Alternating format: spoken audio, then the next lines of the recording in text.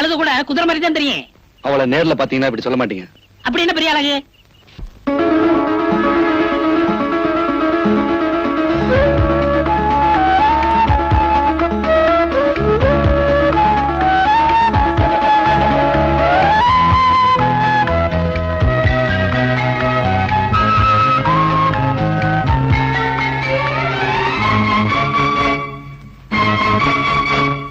கன்னித்தமிழோ கம்பன் கவியோ மின்னல் சரமோ புதுமேகரதமோ அழகே கொஞ்சம் மேனகை விழிகள் தங்கத்தாரகை மண்ணில் வந்த ரம்பை அவள் மங்கை அந்த கங்கை மகள் தேவதை ஊர்வசியோ